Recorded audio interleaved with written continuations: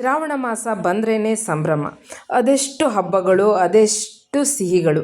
ಒಂದೊಂದು ಹಬ್ಬಕ್ಕೂ ಒಂದೊಂದು ಸಿಹಿ, ಅದರದ್ದೇ ಆದಂಥ ಒಂದು ಪ್ರಾಮುಖ್ಯತೆ ಇದ್ದೇ ಇರುತ್ತೆ. ನಮಸ್ತೆ, ಎಲ್ಲರನ್ನು ಮಾತಾಡಿಸ್ದಿ. ನಾಗರ ಪಂಚಮಿಗೆ ಶೇಂಗಾ ಉಂಡೆ ಮಾಡೋಣ ಬನ್ನಿ. 3/4 ಕಪ್ ಶೇಂಗಾವನ್ನು ತಗೊಂಡು ಹುರಿತಾ ಇದ್ದೀನಿ.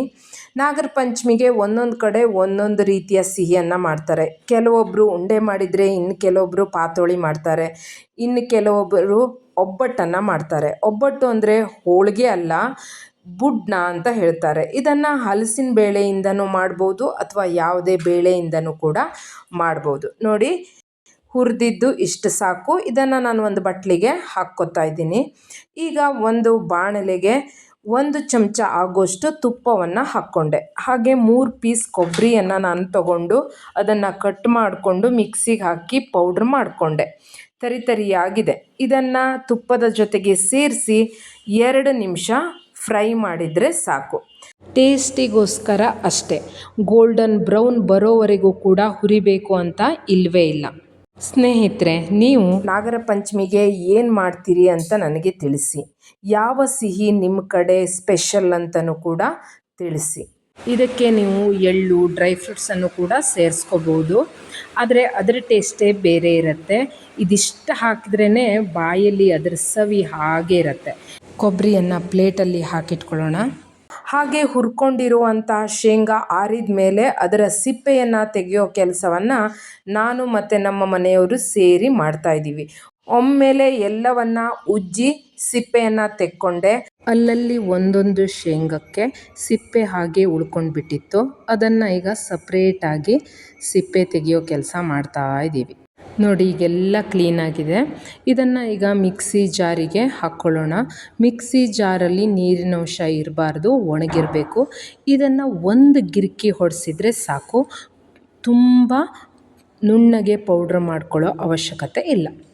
ತರಿಯಾಗಿ ಇರಲಿ ಇದು.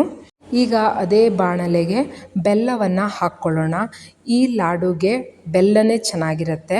ಇದು ಆಲೆಮನೆ ಬೆಲ್ಲ, ಜೋನಿ ಬೆಲ್ಲ, ತುಂಬ ಚೆನ್ನಾಗಿರುತ್ತೆ. ಸಿರ್ಸಿ, ಸಿದ್ದಾಪುರ್, ಯಲ್ಲಾಪುರ್ ಈ ಕಡೆ ಎಲ್ಲ ಸಾಮಾನ್ಯವಾಗಿ ಇದನ್ನೇ ಎಲ್ಲರೂ ಬಳಸೋದು. ಈ ಬೆಲ್ಲವನ್ನು ಮೀಡಿಯಮ್ ಫ್ಲೇಮಲ್ಲಿ ನಾನು ಪಾಕ ತರಿಸ್ಕೊತಾ ಇದ್ದೀನಿ. ನೋಡಿ, ತೆಳ್ಳಗಾಯ್ತು. ಈಗ ಒಂದು ಸಲ ಬಿಸಿ ಮಾಡಿದ ಮೇಲೆ ನಾನು ನೀರನ್ನು ಆ್ಯಡ್ ಮಾಡಿಲ್ಲ ಇದಕ್ಕೆ.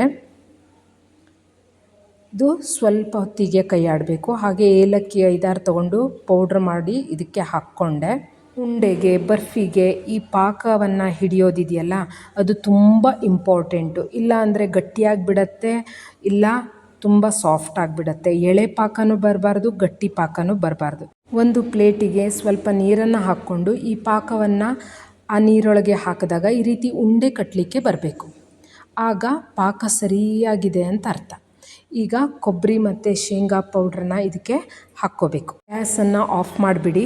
ಹಾಗೆ ನಿಧಾನವಾಗಿ ಇದನ್ನು ಈ ರೀತಿ ಕೈ ಆಡ್ತಾ ಹೋಗಬೇಕು. ಇದು ತಣದ ಹಾಗೆ, ಅಂದರೆ ಆರಿಕೆ ಬಂದ ಹಾಗೆ ಇದು ಗಟ್ಟಿಯಾಗ್ತಾ ಹೋಗುತ್ತೆ.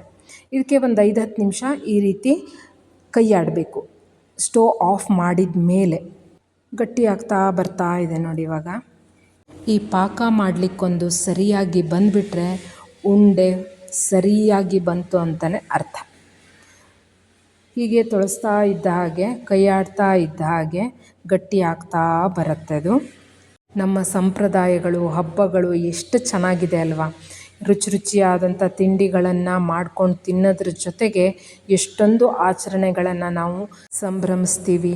ಹೀಗೆ ಇಂತಹ ಆಚರಣೆಗಳನ್ನು ನಾವು ಮಾಡೋದ್ರಿಂದ ಇದರ ಬಗ್ಗೆ ಇನ್ನೂ ಹೆಚ್ಚಿನ ಮಾಹಿತಿಯನ್ನು ತಿಳ್ಕೊಳ್ಬೋದು. ಮುಂದಿನ ಪೀಳಿಗೆಯವರಿಗೂ ಕೂಡ ನಮ್ಮ ಸಂಪ್ರದಾಯಗಳನ್ನು ತಿಳಿಸಿಕೊಟ್ಟಾಗೆ ಆಗುತ್ತೆ. ಕೆಲಸಕ್ಕೆ ಹೋಗೋ ಮಹಿಳೆಯರಿಗೆ ಈ ರೀತಿ ಆಚರಣೆಗಳನ್ನು ಮಾಡೋದು ಸ್ವಲ್ಪ ಕಷ್ಟನೇ. ಆದರೂ ಕೂಡ ನಾವು ಇಂಥ ಸಂಪ್ರದಾಯಗಳನ್ನೆಲ್ಲ ಬಿಡಬಾರ್ದು. ಎಷ್ಟು ಸಾಧ್ಯ ಆಗುತ್ತೋ ಅಷ್ಟು ಮಾಡಬೇಕು. ನೋಡಿ, ಇದು ಈಗ ಸರಿಯಾಗಿ ಆಗಿದೆ. ಈಗ ಇದನ್ನು ಉಂಡೆ ಮಾಡೋಣ. ಕೈಗೆ ನಾನು ತುಪ್ಪವನ್ನು ಹಚ್ಕೊಂಡು ಈಗ ಉಂಡೆಯನ್ನು ಮಾಡ್ತಾ ಇದ್ದೀನಿ. ಘಮ ಎಷ್ಟು ಚೆನ್ನಾಗಿ ಬರ್ತಾ ಇದೆ. ನೀವು ಇದನ್ನು ಟ್ರೈ ಮಾಡಿ. ತುಂಬ ಸಿಂಪಲ್ಲು, ಸಖತ್ ಟೇಸ್ಟಿಯಾಗಿರುತ್ತೆ. ಅಡುಗೆ ಆಟ ಯೂಟ್ಯೂಬ್ ಚಾನಲನ್ನು ಸಬ್ಸ್ಕ್ರೈಬ್ ಮಾಡ್ಕೊಳ್ಳಿ. ನಿಮ್ಮ ಸಪೋರ್ಟ್ ನನಗೆ ತುಂಬಾ ಮುಖ್ಯ. ಯಾವ ರೆಸಿಪಿ ಬೇಕು ಅಂತ ಹೇಳಿ, ಅದನ್ನು ನಾನು ಮಾಡಿ ತೋರಿಸ್ತೇನೆ. ಈ ರೆಸಿಪಿ ಹೇಗಿತ್ತು ಅಂತ ತಿಳಿಸಿ. ನಿಮಗೆ ಇಷ್ಟ ಆದರೆ ಖಂಡಿತ ಒಂದು ಲೈಕ್ ಕೊಡಿ. ಹಾಗೆ ನಿಮ್ಮ ಅಭಿಪ್ರಾಯಗಳನ್ನು ಕಮೆಂಟಲ್ಲಿ ನನಗೆ ತಿಳಿಸಿ. ಅಡುಗೆ ಆಟದಲ್ಲಿ ಹೊಸ ಹೊಸ ರುಚಿಗಳೊಂದಿಗೆ ಮತ್ತೆ ಭೇಟಿಯಾಗ್ತಾ ಇರೋಣ. ನಿಮ್ಮ ಸ್ನೇಹಿತರಿಗೆ, ಸಂಬಂಧಿಕರಿಗೆ ಈ ವಿಡಿಯೋವನ್ನು ಶೇರ್ ಮಾಡಿ. ಸಖತ್ತಾಗಿರುವಂತಹ ಈ ಉಂಡೆಯನ್ನು ನೀವು ನಾಗರ ಪಂಚಮಿಗೆ ಮಾಡಿ ದೇವರಿಗೆ ಅರ್ಪಿಸಿ. ನೀವು ಇದನ್ನು ತಿಂದು ಸಂಭ್ರಮಿಸಿ. ಎಲ್ಲರಿಗೂ ಕೂಡ ನಾಗರ ಪಂಚಮಿಯ ಶುಭಾಶಯಗಳು. ಧನ್ಯವಾದಗಳು.